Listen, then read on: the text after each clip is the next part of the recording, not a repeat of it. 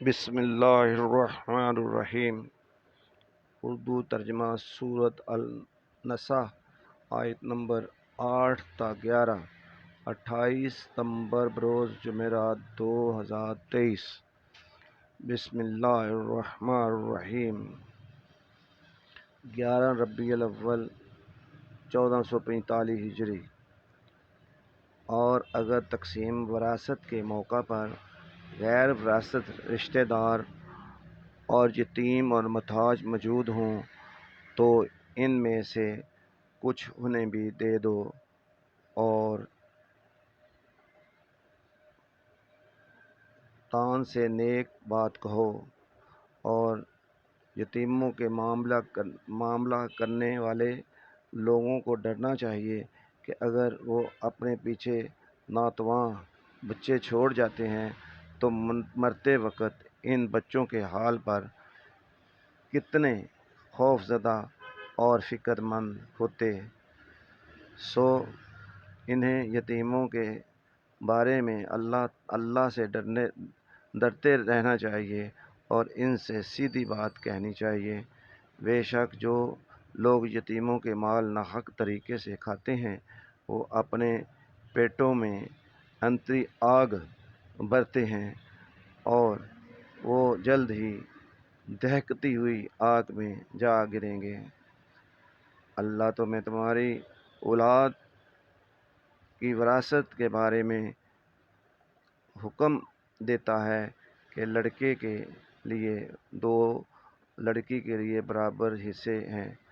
اگر صرف لڑکیاں ہی ہوں 2 یا 2 سے زیادہ تو ان کے لیے ترکہ کا 2/3 حصہ ہے، اور اگر وہ اکیلی ہو تو اس کے لیے آدھا ہے، اور مورث کے ماں باپ کے لیے ان دونوں میں سے ہر ایک کو ترکہ کا 6واں حصہ ملے گا، بشرطے کہ مورث کی کوئی اولاد ہو۔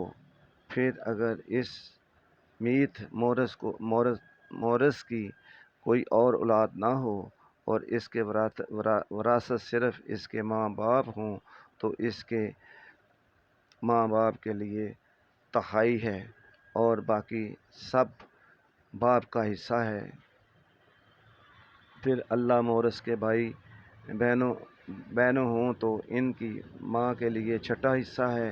یہ تقسیم اس وصیت کے پورے کرنے کے بعد جو اس کی ہے وہ یا قرض کی ادائیگی کے بعد ہوگی۔ تمہارے ماں باپ تمہارے بیٹے تمہیں معلوم نہیں کہ فائدہ پہنچانے والے میں ان میں سے کون تمہارے قریب تر ہے۔ یہ تقسیم اللہ کی طرف سے فریضہ یعنی مقرر ہے۔ بے شک اللہ خوب جاننے والا اور بڑی حکمت والا ہے۔ پیارے ساتھیو، السلام علیکم ورحمۃ اللہ وبرکاتہ۔ ساتھیو، آج ہم نے سورۃ النساء کی آیت نمبر 8 سے 11 تک کا ترجمہ پڑھا ہے۔ اللہ تعالی ہمیں اس کا اجر نصیب فرمائے۔